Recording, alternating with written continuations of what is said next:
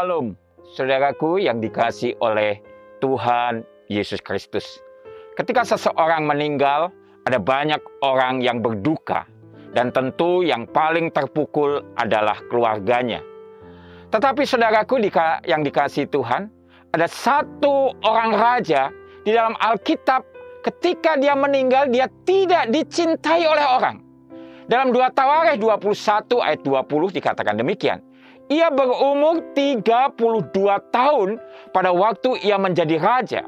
Dan 8 tahun lamanya ia memerintah di Yerusalem. Ia meninggal dengan tidak dicintai orang. Ia dikuburkan di kota Daud, tetapi tidak di dalam pekuburan raja-raja. Siapakah dia, saudaraku? Dialah Raja Yoram.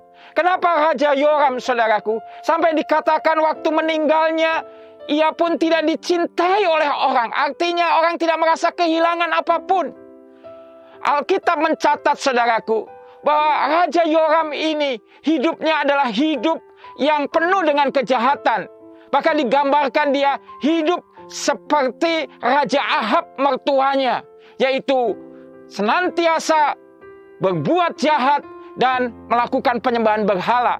Dan itulah yang dia gunakan juga untuk mempengaruhi orang-orang di Yehuda untuk menyembah berhala. Bahkan saudaraku, dia telah membunuh saudara-saudara sekandungnya sendiri dengan keji. Itulah saudaraku yang dikasihi Tuhan, yang membuat ketika dia meninggal pun tidak dicintai orang. Tidak ada satu orang pun yang merasa kehilangan dia.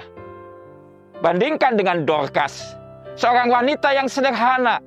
Tetapi ketika dia meninggal, ada banyak janda yang merasa sangat kehilangan dan menangis. Dan sambil menunjukkan akan pakaian-pakaian yang dijahit oleh Dorcas kepada Petrus.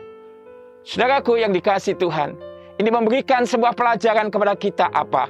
Bahwa ketika kita masih diberi kesempatan hidup di muka bumi ini, biarlah saudaraku, hidup kita adalah memancarkan terang Kristus. Seperti yang dikatakan dalam Matius 5 ayat 16 yang berkata demikian. Demikianlah hendaknya terangmu bercahaya di depan orang, supaya mereka melihat perbuatanmu yang baik dan memuliakan Bapamu yang di sorga.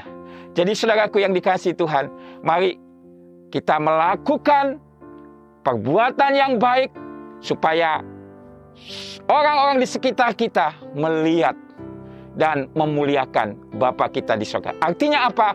Bahwa hidup kita adalah hidup yang menjadi berkat dan membawa berkat. Haleluya. Amin. Jika saudara diberkati, saudara bisa subscribe dan bagikan.